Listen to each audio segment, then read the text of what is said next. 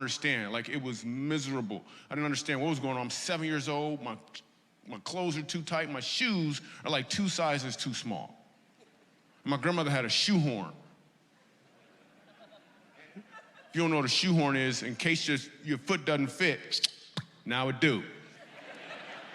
And church lasts 6 hours. Then we go in the basement, eat a sandwich, come back up. I'm like, what was that, halftime or something?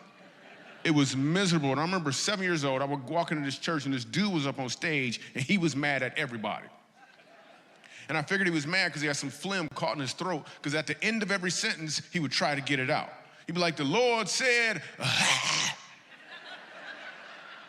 act like you.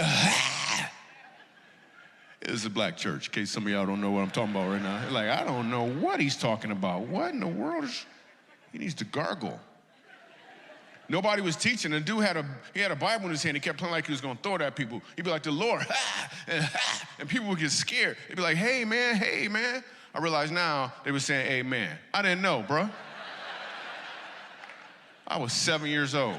Church was miserable. Nobody teaching. One time I went to church, it was a dead body in the front.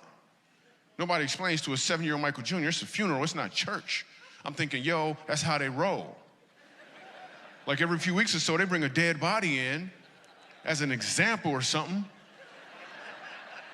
Dude on stage would yell at us like we did it. I remember asking my grandma, I was like, Grandma, what happened to the man in the box? What happened to the man in the box? Her whole explanation was, he in a better place. I'm like, what kind of box did he live in before? It was miserable. At 14 years old, instead of forcing me to go to church, my grandmother did something different. She asked me if I wanted to go. I was like, let me think about this. No. I didn't want to go to church. That stuff was miserable. Why would I go to church? So me and my friends just hung out. We ain't had no money either. We were broke. I was actually being sponsored by a family from Haiti.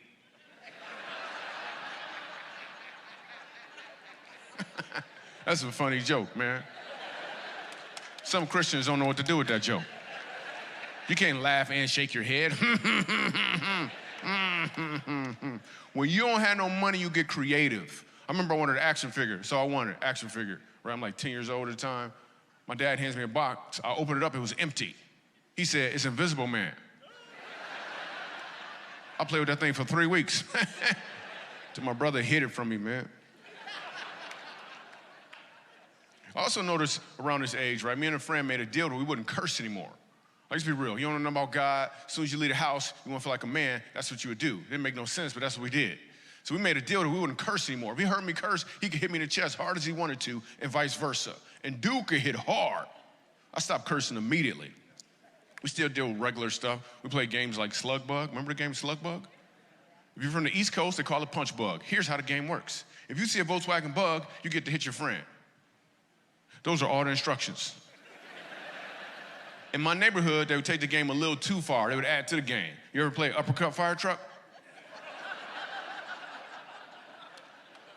What about Minivan Body Slam? You ever play that game? There was always one crazy dude in our group who would make up games on the spot, like hit you in the throat, tall building. You play too much, man.